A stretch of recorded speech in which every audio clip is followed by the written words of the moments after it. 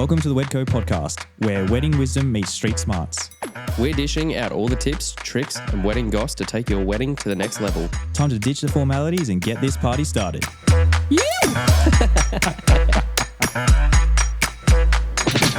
Hello and welcome to the Wedco podcast. I'm Toga from the Toga Zinies. And I'm Joel from Wander and Follow Images, and we're here with Josh Withers At the beautiful Gabbinbar today. How's it going, mate? I'm at home. I feel so nice here. Definitely. I was just flicking through my emails and I realized my first wedding here was 11 years ago. Far out. It's nice to be here. Definitely. It's a welcome change, isn't it? Like you just come back and like sink into the couch again. Yeah. Like, do you guys feel like the driveway? You kind of hit the driveway. Oh, mate. Yeah, definitely. Especially Joel has like 25 weddings here a year, so it's definitely I'm back home. Yeah. it's like the temperature drops like 1 degree. You know, we got into town this morning and we were like, oh yeah, I did not bring a jacket. But yeah, thanks for taking the time. I know like you are everywhere, all over the world, all over the state, all over the country.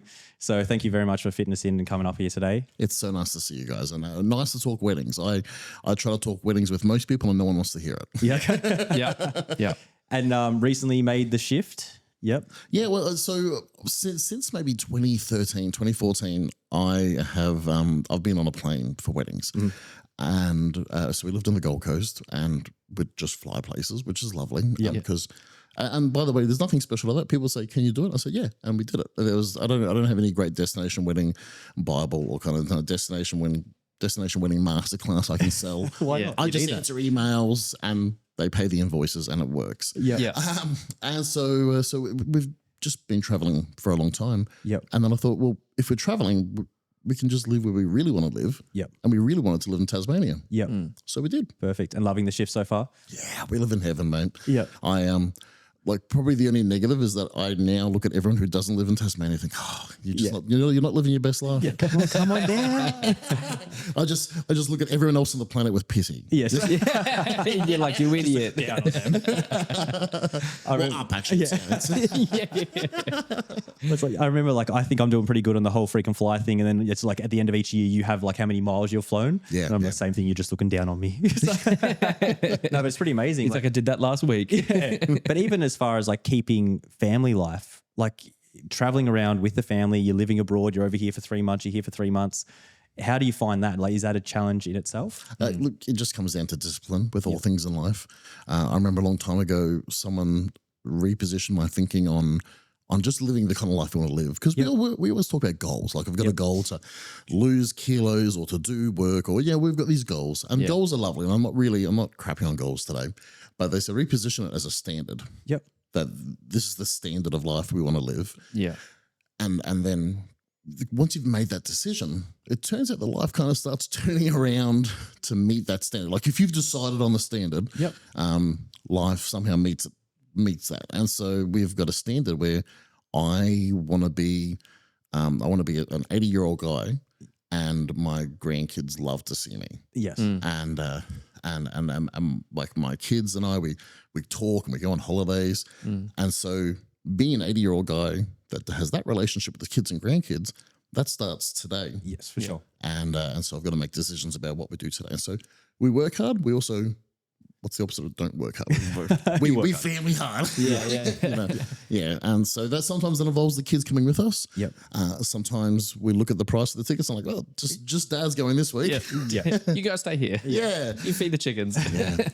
So I just did a European tour, and the kids were going to come. It was going to be great. And then I looked at the tickets for 2024. It was 4,200 return. Whew, kids, I love you. Turns out I don't 4,200 love you. Yeah, exactly. 2,300 maybe. But yeah, next year they're coming because we got some really good tickets. Yeah. Beautiful. Awesome. And then like as far as I guess most families kind of look forward to travel with the family and everything like that, is coming home and being part of the family, is that almost more exciting for you? You can actually get home and ground and be there. Yeah. Like home is a fairly new concept for me because I didn't grow up in a great home. I spent some time on the streets. I know everyone's got their family stories and mine wasn't that great. So I positioned myself as a teenager. So I didn't want to be home. I wanted to be at work. I wanted to be at your place. I wanted to be traveling somewhere. And so having a home that is like somewhere I desire to be and I find rest in, like that's a fairly fresh concept for me as a 42-year-old. And so we've found that in Tassie. Yep. And I love it there. And I've got a chainsaw, which is really good. You're saying you're a man now. You're saying that. I am. I've got a ride-on mower. Let's go. Yeah. Big problem with the ride-on mower.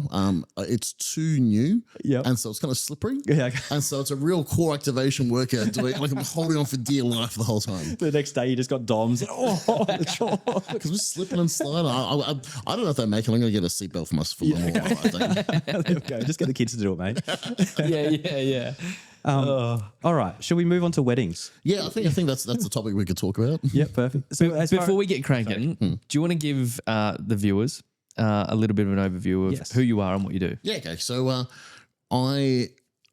not to kind of dive right back into teenage years, but it makes up who I am because I'm a massive nerd and I have this career on radio, and both of those things speak to who I am now. So I was just I know I'm just fascinated by technology. I think if something excites us like a gadget or something, I just want to know how it works. I'm fascinated by it.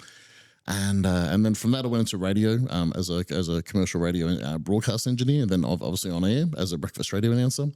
And I just found this something inside of me that's really enjoyed being a part of the community in a not necessarily a leadership role, but as a like a glue in that community, like talking, sharing stories, elevating stories, hearing people, listening to people, and helping people. And that history led me fairly easily into celebrancy. So I became a celebrant in 2009 after I went to a family wedding. Yeah. And it was in Hervey Bay. And I'm sure every wedding, I know every wedding, everyone's excited to go to it. We're all happy for every wedding. Yeah. But this particular wedding, we were really, really, really excited for it because they were a good couple. We were happy for them to get married. Like it was, there'd been a few marriages before that weren't that good. And so this was great. Yeah. And we all got to the ceremony to celebrate that marriage. And the celebrant clearly just didn't give a crap. Yeah. And they were just doing another job. Yeah. Like as we arrived, they're off to the side having a smoke, and as was the fashion at the time. And then they kind of got up and did the ceremony, and they were just phoning it in. Yeah. And I walked away from that thinking I could do way better than that. It took me a long time to actually be better, but I went away, did the study, did the certification, did the qualification, all that kind of thing, and became a celebrant in 2009. And probably took me 3-4 years to really find my kind of feet. Yep. And so since 2013, I've been a full-time celebrant. This is my job. I travel the world breathing marriages to life. Yep. It's awesome. That's amazing. Yeah. I think even very similar story, and she also gave massive props to you, was Celebrant Lady Love. Annie. You're pretty much the person to look to when she began. I think you and me had been there 3 or 4 years before she started. Yeah. And she came across you, and she was definitely like, you were on the pedestal, and like even like branding wise and everything like that. And I think you gave her some good advice even back then when she started out as well. Yeah. So it's but also just like similar in like, I guess the way that you do ceremony, like the way that you view the wedding ceremony. Yeah. Of like you went to a wedding, kind of sucked, and then you're like, I can do a better job than that. You kind of finesse around for a few years thinking this is what I got to do. And then you find your spot and you're like, oh, that's me. Yeah. So Annie and I are unique in this way as well, that we, and hopefully, I hope every celebrant in the country, every officiant in the world looks at that ceremony and thinks, that should be really good. I hope that. If they're not, please, if that's you and like, it could be crappier, please resign. Please hang up the microphone. Please leave the room. You're not welcome. So I hope everyone's aiming for it to be good. Yeah. But Annie and I, and there's others, but Annie and I are unique in that we're not done yet. Yep. Yeah. Like I did a ceremony yesterday. It was fine. It was great. It was a Josh Withers ceremony, but I walked away thinking I could have done that better. Yeah. Okay. I could have. Yeah. And I'm self-analyzing. I'm listening to the recording, and I'm like, I could have done that better. Could have done that better. Yeah. And Annie as well has a drive. Yeah. She's her and I are annoying like that. We just can't really lie down and have a rest. She's always, we'll follow her. She's always got an idea. She's doing a new thing. She's, whether it's entertainment wise, whether it's ceremony wise, whether it's business wise. Yeah. So she's an inspiration to me as well. I'm very lucky to call her a friend. Beautiful. But it's also good to have that drive, like especially being, was it 14 or 15 years now? 15 now. 15 now. So being 15 years in, I don't think there's many people that would be like still hungry for it, and, going for it. Yeah. I remember when I was in radio, my mentor on radio said, if you walk into the studio and if you don't kind of have this hesitant nerve as you go to press the on button for the microphone, just leave, hang it up. Yep. Because you kind of need to always have that rush of lightning, the rush of energy, because that's almost part of the spark. And I don't want to go on record as shit-canning every celebrant in the world, but I think a problem a lot of celebrants find themselves is to be brave enough to get up and get on microphone. Yep. It takes a level of even during group photo, we're like, "Hi guys, we're having a group photo." Yeah. Like even to host the podcast, yeah. You gotta muster up a bit of like, I'm pretty good. Yeah. Like, have you noticed most people don't have a podcast? Like, it's kind of a joke that everyone has a podcast, but everyone doesn't have a podcast. Yeah. And so it takes a little bit of like, I reckon I can do it. And so you gotta equally have a bit of gusto and a bit of, I don't know, ego, a bit of pride, and equally still be a bit nervous. Yeah, for sure. Kind of like, I don't know if I could do it. It's almost, we've talked about it, almost like a persona. Like you get to work and then you're the photographer or the videographer, like you're the man. Yeah. And then you just got to switch that off because then when you get back home, you're not that person anymore. You know, like our kids could not give less of a crap. Exactly. But you walk in the door and the wife's like, there you go. And you're like, all right, we're on. But you do need a kind of, it's almost like an act, like you get there and that's your role. Like I'm the celebrant, this is who I am. And everyone is, especially celebrant during that aspect of the day, everyone is looking to the celebrant of like, what do we do? Like they don't even know you are the leader of that space. Yeah. There's no room for that. Because as much as you're riding the lightning, there's no room for you being hesitant or kind of like, I don't know what to do. Yeah. I was actually really inspired. A Gold Coast radio personality, Toga Joel. I knew him when I was on radio. Yep. And he had some personal issues going on in his life, and we didn't know until they were completely finished. Like that season had ended for him, a year or two long season. Wow. And then as part of the staff, he's like, hey, this happened. And we're like, wow, man. Like I asked him one to one, I said, how did you do that and do the job where every morning you walk in at 5 a.m., you do this great radio show, great, like a talented man. And he goes, I left it at the front door. Yep. Walked in, did my job. Yep. Left it. And it's a fascinating role being the person that holds the microphone. Got to be a little bit broken, a little bit special, a little bit up yourself, a little bit humble. Mix of everything. Yeah. It's a good recipe. And how do you go? Like, so I know you're when you're up being a celebrant, you don't script anything. Is that correct? Yeah. How long is it taking you? Okay, first, how many weddings are you doing a year? So we're in the post-COVID years, so we're in numbers. Yep. What's the old joke? The points mean nothing. Yeah, for sure. Pre-COVID, I was probably averaging about 150 weddings a year, 150 ceremonies a year. Far out. Yeah. And then how long? Like, obviously, you've got a pretty good idea going into the wedding what you're going to say. How long does it take you to research and kind of come up with like talking points that you're going to talk about on a ceremony? For me today, it's really easy because it's my job. It's what I do. It's like how often do you think about which dial the aperture's on? For sure. You just know where the aperture is. That's my least favorite thing about picking up someone else's camera. I'm like, how have you got this configured? Which button does what?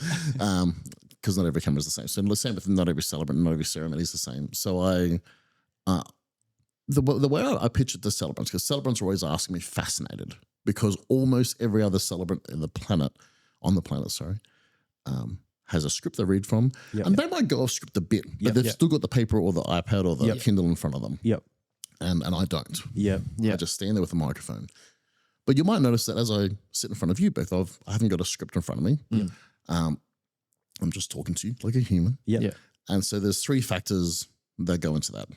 One is I have an internal, not a database, but like just things that I know that I'm really passionate about. I'm educated on, and like if we wanted to turn a corner on this podcast, I suggest we don't. We'll probably lose a few listeners, but we could talk about the Apple event that went on this morning. I know all about it. Okay. And so there's things you know about.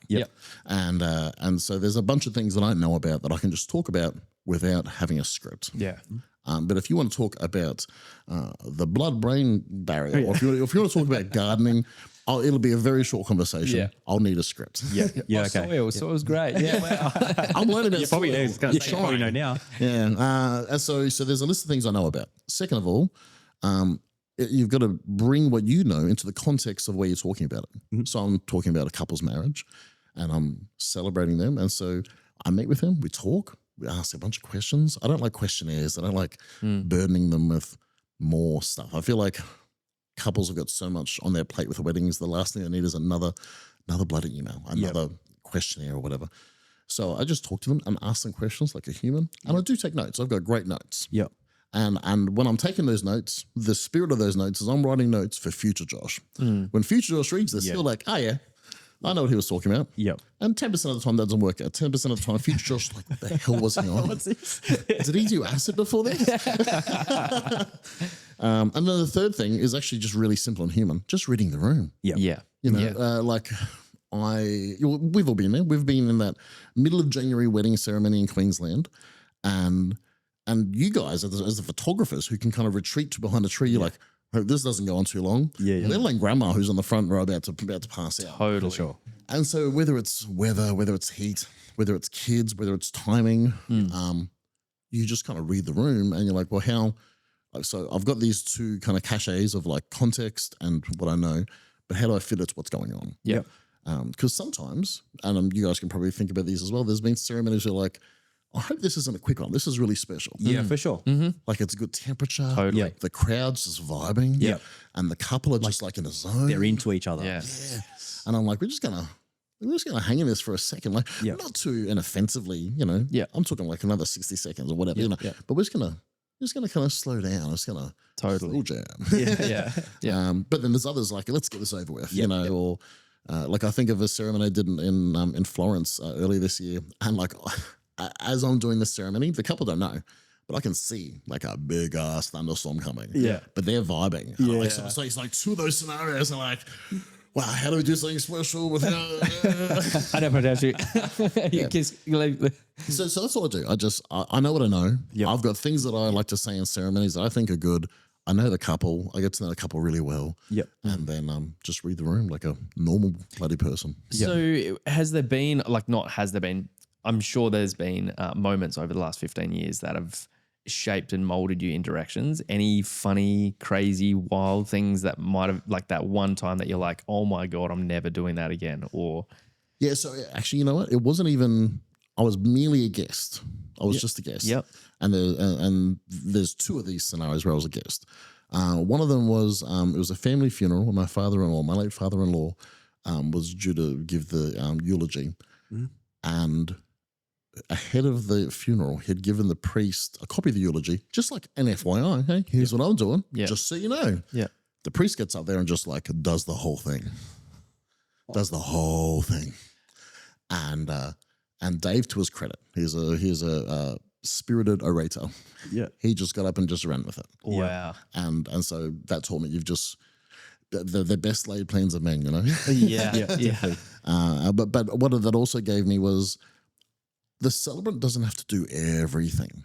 Like I know it's really popular for celebrants to tell the couple story. And I feel as a celebrant, unless there's going to be no speeches and maybe no personal vows, and the couple are like, yeah, none of these people here know us. We've just invited a cast of strangers. I'm like, wow, in that case, we better give them the half-hour version of how you met. Yeah. But I think in most ceremonies, there's actually not really any deep need for me to get up there and give the biography of the couple. Yep. Instead, I'm probably more focused on where we're going. Yeah. Like what's ahead of us, not necessarily what's behind us. I flipping love that because like there's been so many ceremonies that we're just like we've got, you know, I got to get this shot and this shot, and then we're like standing up the back and we're like, how many side angles can we take? And it's just like the celebrant's just going on, and we're like, but also the celebrant. Sorry, go. And it's just like everyone knows their story. Yeah, right? that's it. Have you noticed how 6 billion people aren't here? There's just 40. Yeah. Turns out these are the 40 people we know the best. Yeah, exactly. And I'm trying to tell you about them. Yeah. Me, who knows them the least. Let me tell you a thing or two about Jack and Jill here. Yeah. And like you said, then there's speeches later on and it's in mum and dad's speech or whatever. And you're just like, oh, Josh said it earlier and he kind of took my point. It's like, I've never actually thought about it that way though. Yeah. Like I've never actually thought about it in that respect. Whereas the one thing we don't know, the one thing that isn't written, the one thing that is a bit of a variable, the one thing we still get to shape is the future, what's ahead of us. And I'm really passionate about that. Like that's because we can mold that. Yep. It's like when I did this the other day. I missed a friend's birthday. I messaged him the day after, like the typical worst friend ever. I'm like, hey, hope you had a good day yesterday, which is a nice thing to say. But like, if he didn't, it's like, oh, well, it didn't. I would have if you had a called. Yeah, what did he? Can't change it. Whereas if you're like, hey, I hope you have a great day tomorrow. Yeah. Like, well, so do I. Yeah. It's like, whenever I'm away now, like I never ask Kashia when she wakes up. I'm like, I never like, how was your sleep? Yeah. Like, don't ask. Yeah. You know, we just move on. Like, hope you have a really great day today. Yeah. You know, we don't need to know. Yeah. The other thing that really shaped me doing ceremony, which talks to me not doing a script, it was years ago. It would have been maybe 11 years ago. I was at a friend's wedding, and as we've all experienced as wedding vendors, they're like, oh, we don't want you to work at the wedding. And part of me is like, let me work. I'll do a better job than them. Yeah. But this celebrant was a lovely lady, and she's reading off the script, and she's got one of those, you know, the school presentation folders where you slip paper in. Yes. Yeah. And There's clear sleeves. Yeah, the clear sleeves. So she's reading. For those that are listening, I'm thumbing through, doing the ceremony, and all of a sudden the bride realizes my parents aren't here. They've had a flat tire. No one's noticed. We get on the phone. They're 3 minutes away. They turn up, and they walk in. Everyone gives them a clap and a cheer, kiss and cuddle. The couple, they sit down. At that point, well, actually, I'll ask you guys: what do you think the celebrant should do? Where should the celebrant start from? I would probably start from the start for the parents, but that might be the wrong place. I'm not a celebrant. It's a real 50-50, but she started at the start. Okay. If it was me, I would have done like a funny, like a catch up, like, you know, the start of a sitcom. Yeah. You know, if you missed last week's episode. Yeah, for sure. And so that's 50% of it. And it's like, oh gosh, we've all got to do this again. 3 minutes again. Yeah. Well, no. So there would have been 20 minutes in. Oh, far. Yeah. Oh, no, definitely not. No. Heck no. And so like if that was the whole story, like, that's a funny story about script reading. Yep. But the celebrant has obviously been told, or she thinks that she should look up at the people, which is good, to make eye contact with people. And so she'll look down at the page. You were probably taught this in high school. So when you look down the page and then you look up. Yeah. But at one of the times she looks up, the wind blows back a few pages. She just doesn't miss a beat. She just looks down. Like, we are getting this ceremony way too many times now. This ceremony isn't good enough for us to have gotten 3 times. One time, maybe. Oh, that's great. Far out. Yeah. I guess, and then you don't have to worry about the Kindle running out of battery or anything like that. You're like, I'm all good. Well, we did actually witness at one wedding. I think it was like you said, middle of January. Yeah. And it overheated. Yeah. And then she went like real frantic. Yeah. Real hectic. And I was just like, it comes back to us. It's like, you just got to put on a hat, and if you're a professional, and you got to figure it out, man. You got to do what you got to do. Like you said, in those moments where mum and dad didn't rock up, or like, there's not a right or wrong way in essence. It's just like, you got to make it work the best you can. And I think that's where you got to put that hat on. Well, that's what makes a professional. It's a little bit. I talk to people about marriage a lot on planes, because I spend a lot of time on planes, and I always happen to be sitting next to some arsehole who doesn't think he needs to get married, or he's kind of. He's like, we never got married, and they're really proud about it. I'm like, well, your wife just missed out on commitment and a good party. But most people in first class are like that. Yeah. And so when I'm pushed on things like that, I talk about that marriage isn't necessarily for the everyday. Obviously, it is for the everyday. But where you really experience your marriage is in the extremities of life. Whether it's in like the really good times, or the not so good times, and that it's your marriage is this platform, this firm foundation that allows you to experience the full gamut of life, highs, lows, middles, to a consistent and good way. Yeah. And so the same thing with being a professional at a wedding. You know what? Anyone with an iPhone 4 can pull a pretty good photo if they've got a good-looking couple at sunset. Yep. You know, if you position them well enough.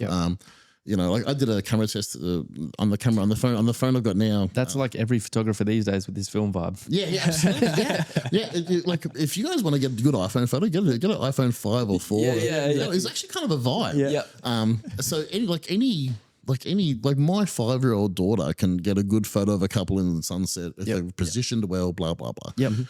But where being a professional comes out is that photo will be better, but also the extremities. Like, both of my $5,000 camera bodies with dual SIM cards have overheated or whatever. Yep.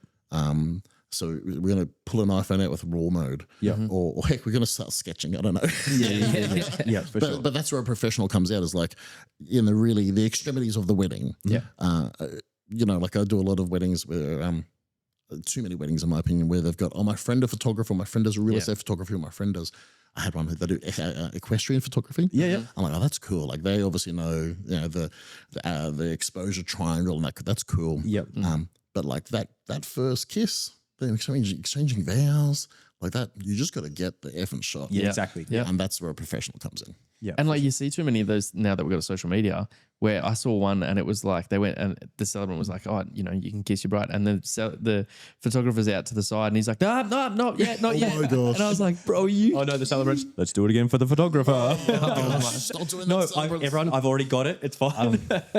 Or the holding up of the sign thing. I'm like, bro, I'm good.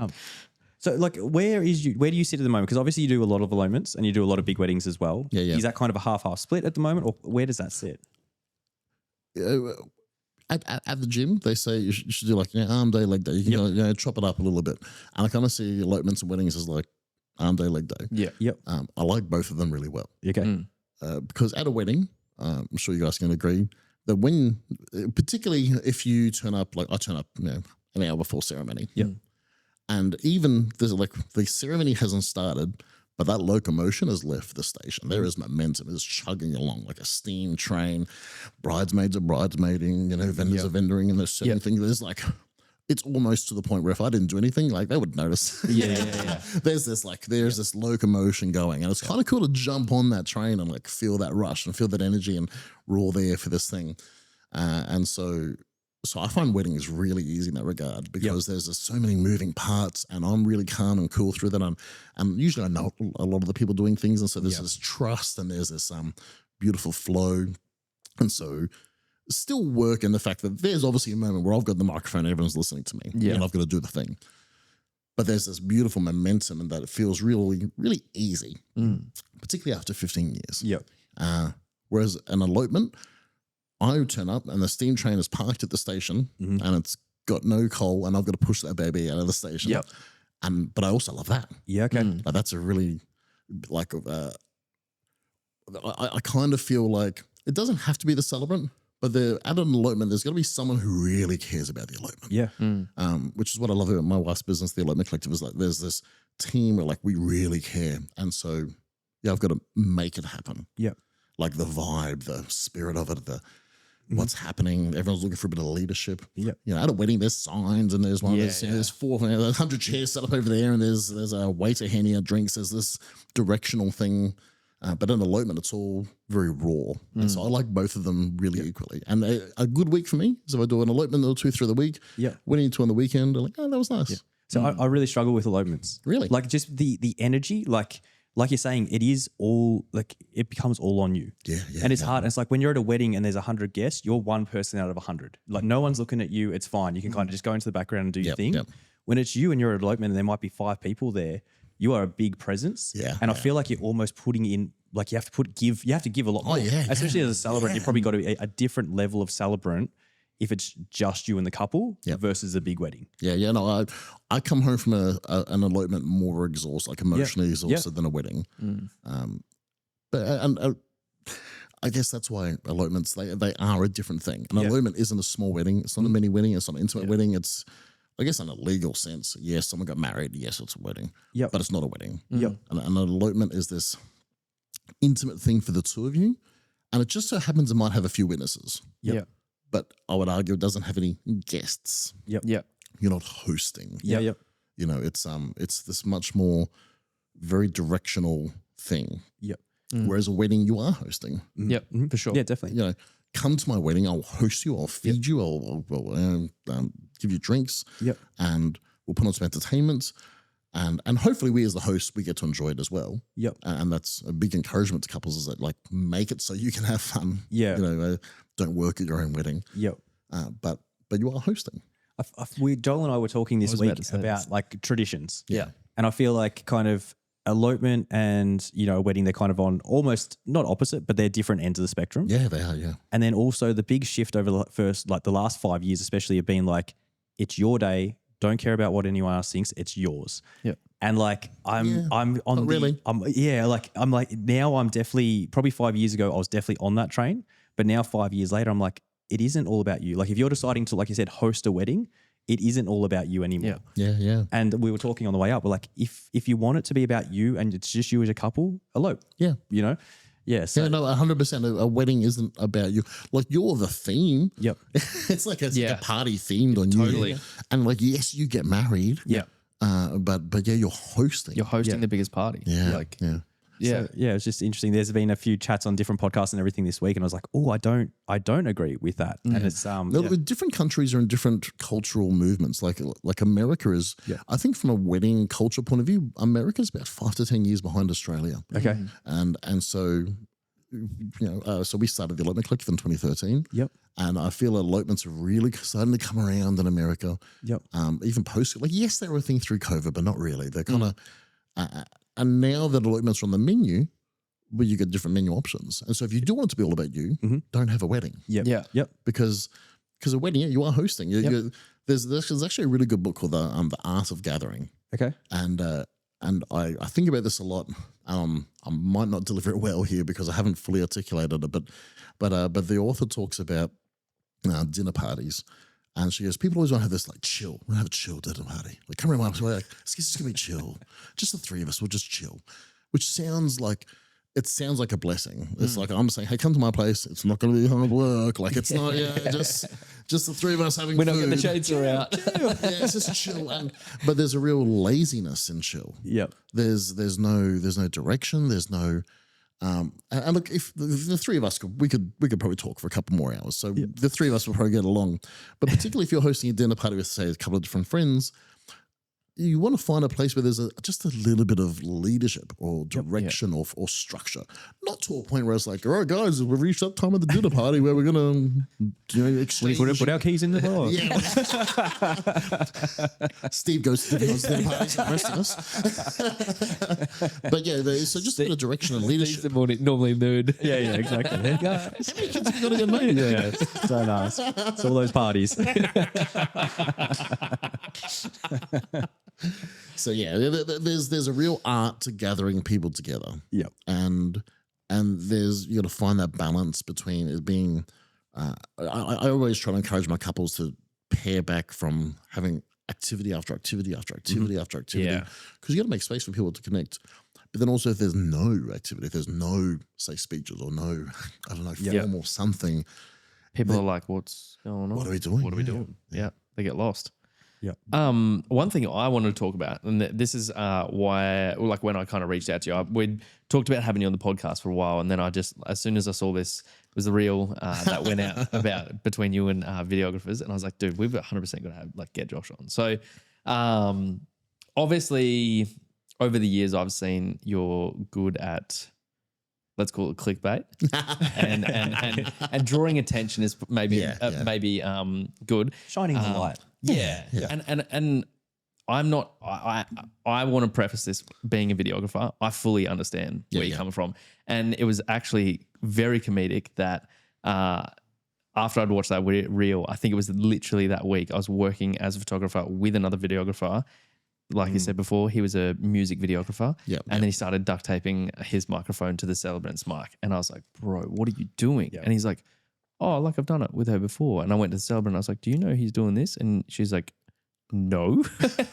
And I was like, oh, maybe go chat to him. But yeah, obviously the reel that went, that kind of shaped around the wedding scene was that celebrants don't allow videographers to attach a recorder or a microphone to your mic. Can I tell you why? Yeah, 100%. We're fully, we can. Because a lot of people took it personally. Totally. People on the internet are taking stuff personally? No, I loved reading the comments. I was surprised as well. And I had friends reach out to me and they weren't particularly happy and I still stand by my thing. But here's the spirit of it. All of us, everyone in the world, but we're talking about videographers and celebrants. you've got to know your gear. Yep, You've got to know what it's doing, how it works, particularly so in those extremities of life when things go wrong, you know why they're going wrong. Yep. Like I think about we were house sitting in Nashville a few Christmases ago, and there was a water pipe burst in the house, and I didn't know how to turn off the water. Yep. Took me ages, and so now when I'm at a place for more than a few days, I'm just aware, trying to figure out where the water. Where's the water meter? Yeah, where it is. And so celebrants need to know their gear. Videographers need to know their gear. Yep. Agree. And there are circumstances where you can have a microphone and something taped to it, and it can be okay. Even if it's like technologically, electronically, radio transmission okay, I still argue it looks a bit ugly. And surely the celebrant's hand holding the microphone is going to provide some interference in the audio, so it's not going to be the most pure audio. But that's just opinion. Yep. So put that aside. So assuming there is a scenario where it's like a wired microphone, there can be a scenario where that works.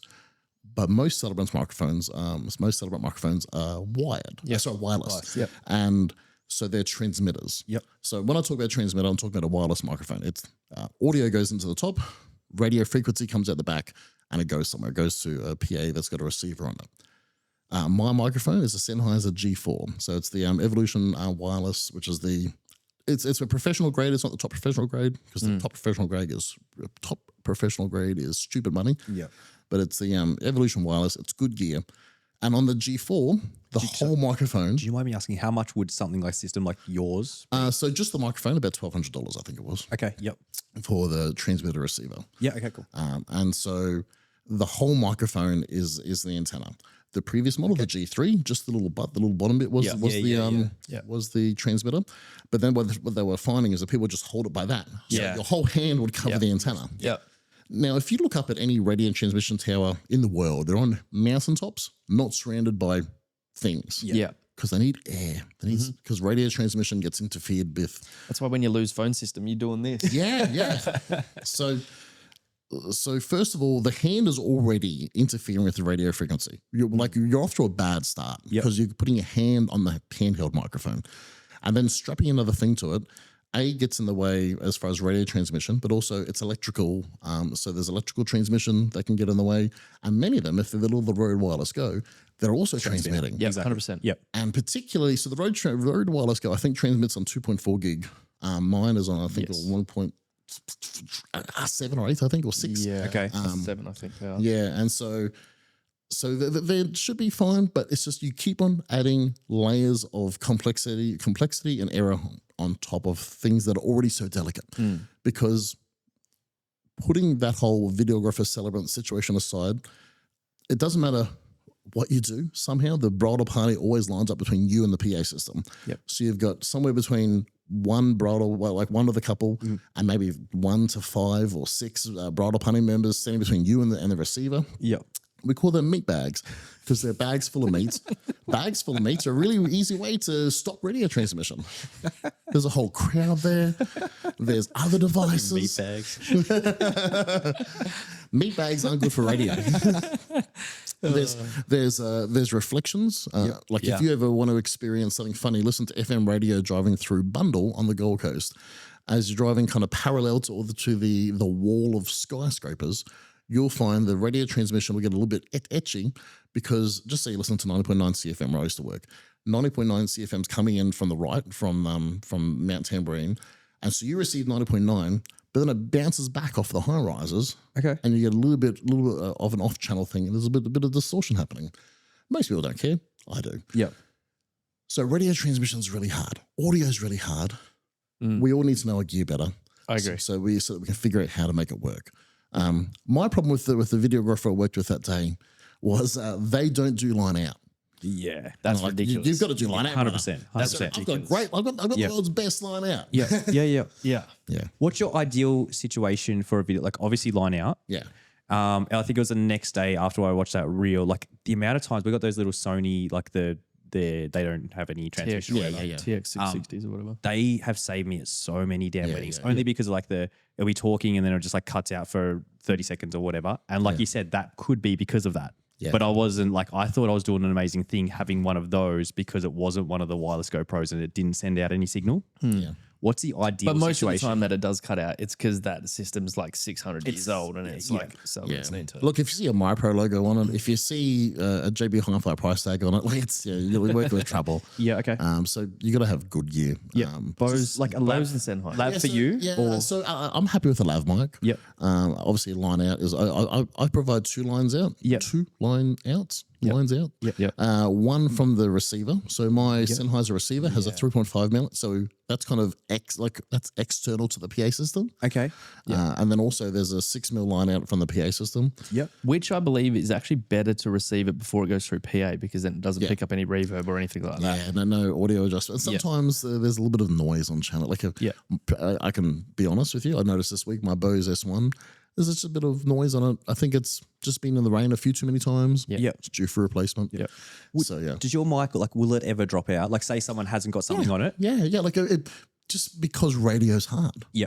Like, have you ever been listening to the radio or watching TV and it just drops out for a second? Yeah. I don't know. Yeah. Yeah. Like I don't know, smack the back of the TV. yeah. Radio's hard. Yeah. It's hard. And so my thing is trying to reduce the number of things that could be impeding on it. Yeah, for sure. And I think that's where like it became like I think once people got over the emotional, like the shock factor of it, Trauma. Trauma in their life. once they kind of like, in my opinion, I think once I like sat down and actually like thought about what you were kind of getting at, I was like, yeah, it makes sense. Like you're trying to do your job as best as you can. Yeah. And in essence, what I'm doing or what another person is doing is interfering with your job. Yeah. And so it's like, cool. Like, and so that's where the conversation comes up between like, where's the happy middle? Because obviously, like you said, like I want to line out all day, every day. Yeah. But like your backups as well. Yeah. And so have 100 backups. Just don't strap anything to the mic. Yeah. And I'll tell you a controversial thought. I didn't publish this. I think I posted the screenshot as a story. But I've got a really good celebrant community in America and Canada. Yep. And one of the Canadian guys who I love, he goes, hang on, is it our job to give a videographer audio? Like, I know, like, isn't that little thing that's their thing to figure out? Yep. And I'm like, oh God, controversial, but like, you're not wrong, but controversial. Yeah, I was going to say, I think it was like, I didn't realize they relied on us to do their job or something like that. And I was like, oh, interesting. I'm like, yeah, like I'm very happy to help videographers. I want my couple to get the best out of their day, and I want videographers to have a good day. If for no other reason, like honestly, I'm a child. I'm a boy of childhood trauma. I just want people to like me. Like, it'd be nice if the videographer liked me. That'd be literally like if I see you at another wedding, you're like, exactly. We can say, hey, we're still friends. That's nice. yeah, for sure, for sure. Backups you're referring to would just be maybe lav the groom and lav yourself. Yeah, I worked with a videographer in Positano this year. And they had I think it was the little Sony one you're talking about. Yep. They just had a bunch of those scattered everywhere because it's got a clip on it. Yeah. They're clipping it to trees. They're clipping it to things. Yeah, cool. Awesome. Yeah. It's hard. I know audio's hard. Yeah, okay, cool. Even like if it was hidden in like an arbor or something like that, in some flowers or something like that, if you couldn't see it. Yeah. Yeah, okay, cool. Awesome. No, just trying to, Have you seen how they mic up the Hamilton cast members? No. They've got a microphone on their hairline and they run it through the hair down to a transmitter on their back. Yeah, okay. Wild. Yep. Yeah. So imagine us doing that for the bride the morning of the wedding. It's intense, but Your forehead real quick. No, cool. Okay, very last one on audio. Your elopements, are you using a mic or is it just like we're just talking without mics? Typically no mic. There's the odd one. It's like when guests, there's a number of guests somewhere in the high teens. Yep. Where it kind of starts being like a microphone thing. Yep. But I'll this is a little bit of a hot goss for the podcast. I haven't tried it yet. I'm hoping to get one in the next day or two. But I've seen the new the Rode Interview Pro. Okay. Have you seen these?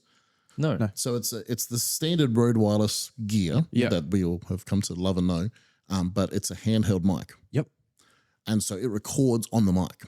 Yep. And they're 32-bit float as well. So great. Sick. Perfect. And so whatever happens on the mic, it's just recording. Yep. And then I'm going to put a receiver on my PA system. And I'm kind of hoping that'll be a great little middleman. And I can say to the videographer, hey, I'll get you the video, I'll get you audio afterwards and I'll email it to you or whatever. Yep. Kind of DJI do something similar as well with their 32-bit float ones where you can almost attach the mic to one of their little receivers as well. Almost. I've got the DJI ones. Yep. But there is something about holding a mic in your hand. It's just a different look. It feels micy. I don't know.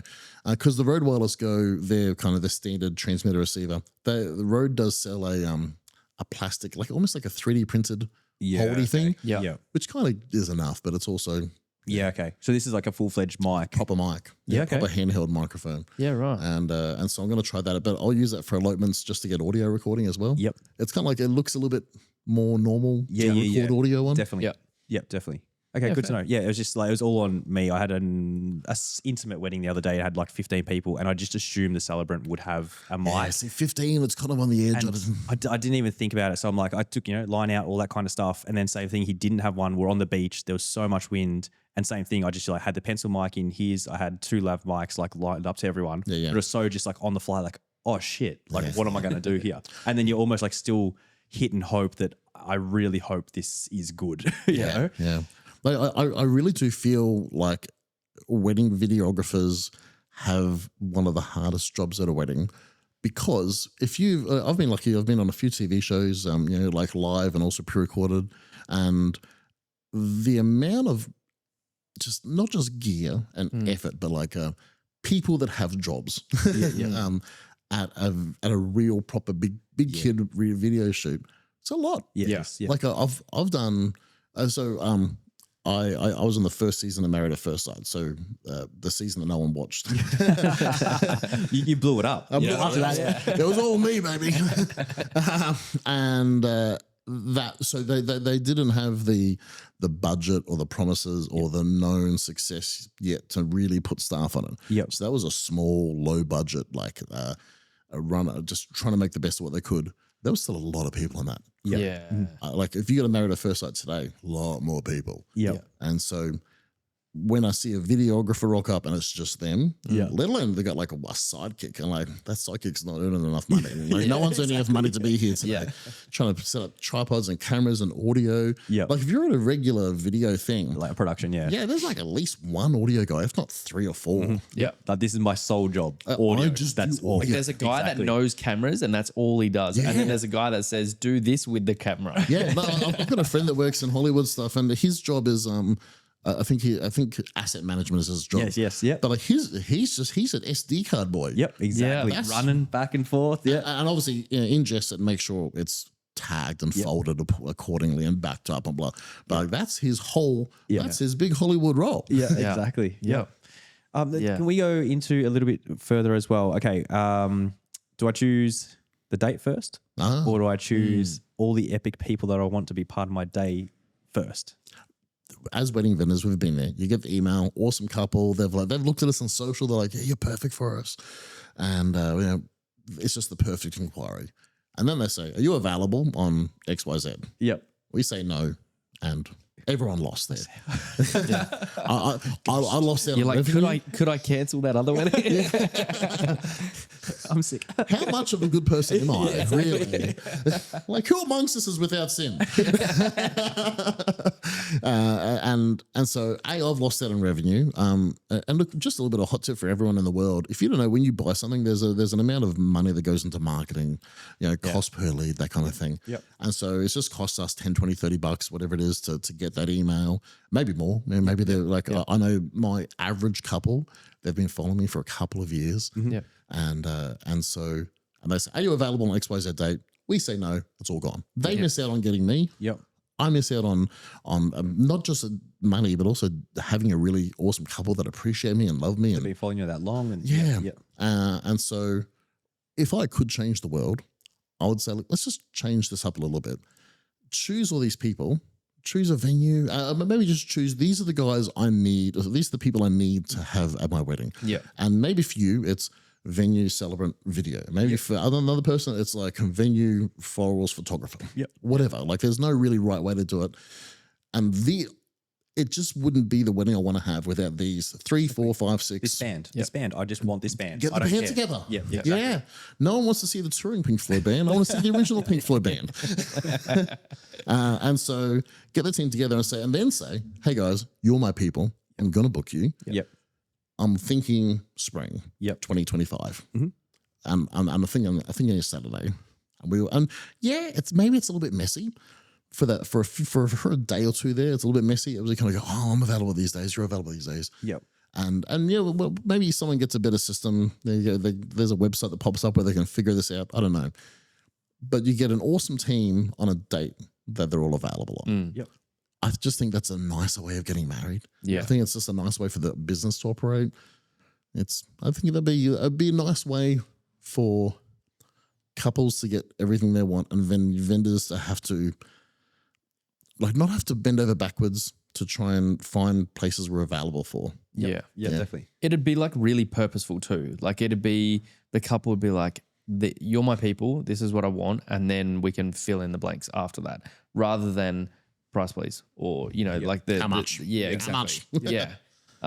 It's like every commercial job I'd do. It's like, okay, cool. He's like the digi, photographer, stylist. Are we all available? Yeah. Cool. All right, now we've got this date. Yeah. Where are we going to? Like you'd never do it the opposite way around. Because how often is it that the wedding date is really important? Yep. So the couple I married yesterday, that date was important. It was 10 years. Yep. Or it was parents' anniversary or something, sometime. Which is beautiful and sweet. Yep. And I have respect and empathy and love for that. Yep. 250525. Yeah. Amen. But then, how much did we learn through COVID that dates are important, not that important? Yeah, exactly. Yeah. Okay, and then also you're a part of. I mean, have you created associations? I always see you're not just in your own line where all I do is ceremonies. You're kind of bigger picture than that. And since I started, you kind of were, I feel like, a leader in that field already back then. Do you want to talk a little bit about that? Yeah, so I realized pretty early on that I couldn't do every wedding on the planet. Apparently, I'm not a deity or anything like that, and so my capability is limited. Yep. And when you accept that, when you accept you can't be the photographer for every wedding or every celebrant, then you start to accept that there's certain couples you'd be great for. Also, you only have 52 weeks a year, 365 days a year to do the work you can do. So there's going to be other celebrants. There's going to be other photographers. And then when you look at that community, you sometimes you could just think everyone's great and this is great. We're in a nice community. Everyone's skilled and trained enough.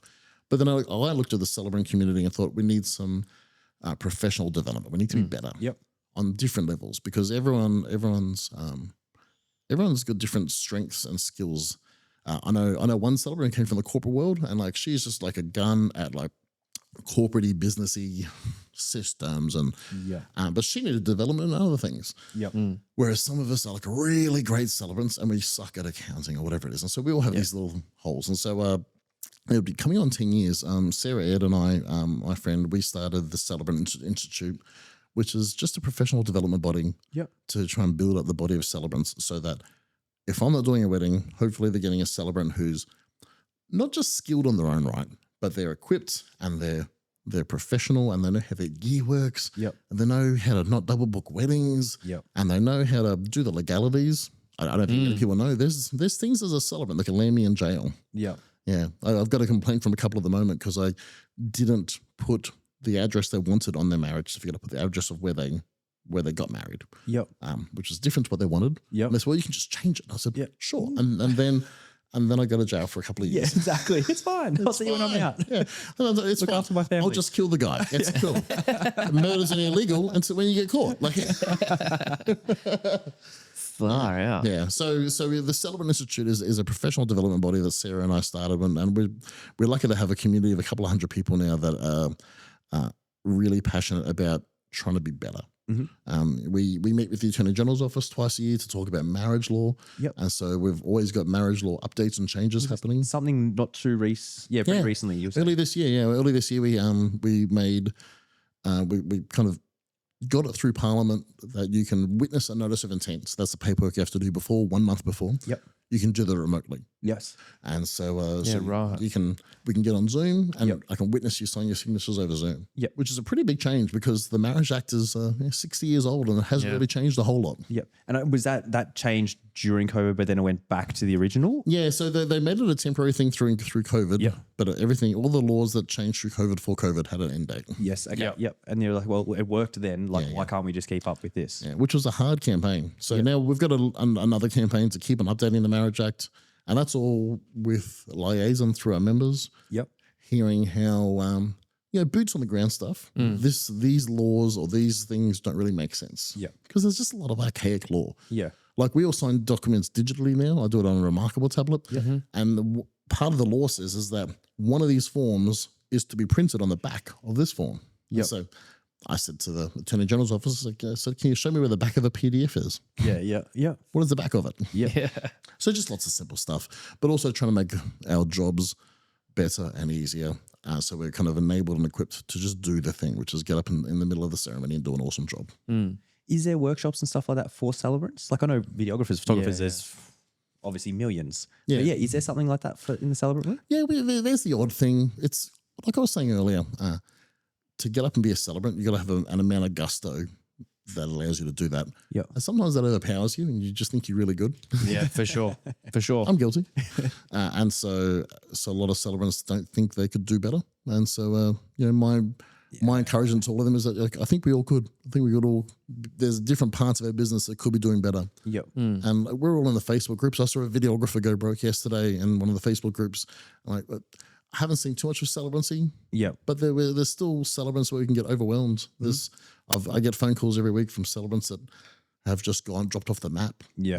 They haven't turned up to a rehearsal, whatever it is. And so I think we can do better. Yeah. It's happening all over, especially this year. Like people like, oh yeah, I'm going back to work at wherever XYZ just because got in during COVID when it was, it was going crazy and there was weddings everywhere to now there's, it's got to be a business to actually sucrid. Oh yeah, it's got to be, yeah. And there's a lot of new celebrants coming in. Like, it's all public on the Attorney General's website. I see about averaging 10 new celebrants a week. Okay. Wow. Which for Australia? population, for Australia, yeah. So for a population of 25 mil or whatever it is, 10 a week is starting to get to a point where you really got to run it as a business. Yep. Do you want to talk a little bit about that? Like how you guys are you doing anything different for business to bring in work? Yeah, look, I cry a lot more these days. I get the inquiry. I'm dehydrated all the time. I just give them a call, and when they answer, I'm fairly deep into the sobbing by then. And I just guilt trip them into booking me. Which is controversial. Most people advise against it. But I'm telling you, I've got a fairly high 0% success rate.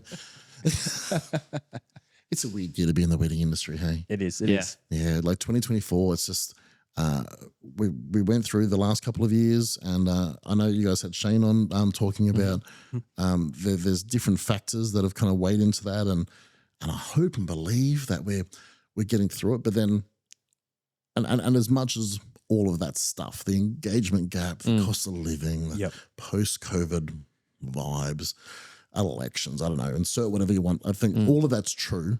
And what was true for me was I was tired. So we took a year off. We went to Mexico and Europe and did some work over there, but not a lot. And so for us, we lost a lot of momentum. Yep. Yeah. And the other thing, which is probably more of the thing, is I've been doing it 15 years and I had developed a bit of an attitude, a bit of an entitlement. Yeah. Like I would have never admitted it. I don't think I would have ever said it, but in hindsight, I look back and I thought, you're a bit entitled. You think that people owe you a booking. Yep. And they don't. Yeah, yep. Because the couple that got, like today, probably right now, I'm going to guess right now, someone just got engaged. Yep. Somewhere in Australia. And we'll call them Jack and Jill. And Jack and Jill, they don't know that I exist. Send me an email. I will cry. They don't know that all three of us exist. Yep. Yeah. They don't really know about weddings and what you're supposed to do. And, True. And they don't know. And they don't know, like they look at my website, they look at someone else's website, and they're like, oh, how do we know them to them? Like, why should we book them over them? Yep. And so they can come to the Wedco podcast and listen to you for an hour. That's what I'm saying. Yeah. So I need to show up every day. Yep. I can't just rest on my laurels and think that it's, inquiries are just going to turn up. Yep. Like I've recently started working with an advertising group because I realized that I'd kind of fallen a little bit behind. And pre-COVID, I don't think I'd really advertised anywhere for maybe 5, 6, 7 years. Yep. Yeah. Enough work turned up. I'd do the odd. You get an email from some magazine like, spring a foul. Yep. But nothing really intentional. It was more so about, trying to garner the love of editors. Publish something about you. Yep. Get me on the front of British Vogue. Yeah. Shout out to British Vogue. I'm open to it if you guys are keen. It was a deep cut for the wedding photographers. It was, definitely. So yeah, I developed a bit of an attitude, and I needed to get over myself. Yep. Yeah. And I am, and so we're doing the hard work. We're advertising, and it's a delicate balance because on one hand, I'm sick of sending money to California. Yep. I'm sick of just writing checks to Google and Facebook. Yep. Metaphorically, I'm not writing checks. It kind of sucks. Yeah. It used to be you'd write checks to Newcastle and to Melbourne or whatever. Yeah. And that advertising money would stay local. And that sucks. And there's part of me who wants to push back against that. Yeah. And like can we just all pay each other? That'd be nice rather than sending money to Facebook. Yeah. But then there's other element that I've got to you got to do the things that business requires today. And what business requires today is most likely different to what business required 10 years ago. Yeah, exactly. Yep. When I came back from Mexico, all of the directories and the blogs and the websites that we could all name, and I'm not going to name anyone particular, but all of them, they all had advertising packages available. And I probably spent upwards of $15,000 over the course of the year. Yep. Mostly went nowhere. Yeah. And so I'm going to say those guys aren't really relevant anymore. Yep. And especially when you put that money towards like Meta and stuff like that.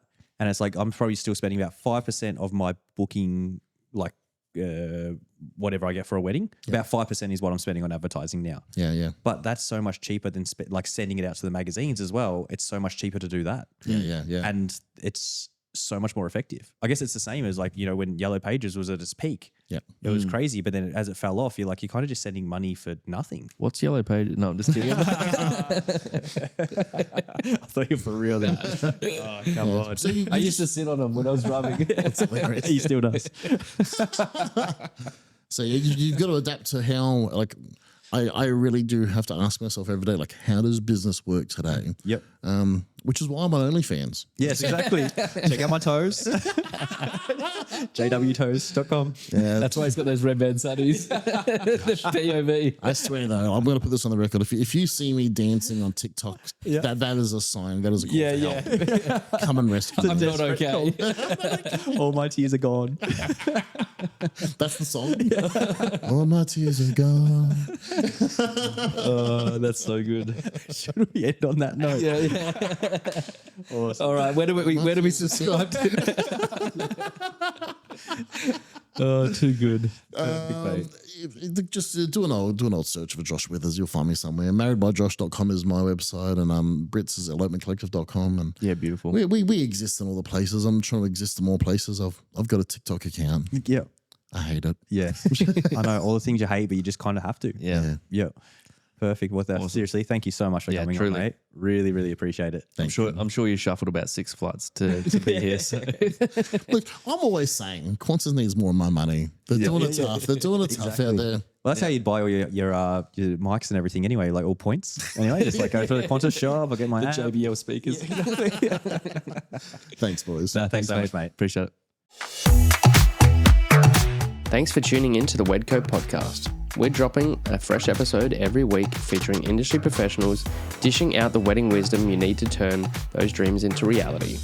Make sure you are following us on social media, you have those notifications turned on so we can help plan your wedding day. Your dream wedding day just got a whole lot easier. Thanks for listening.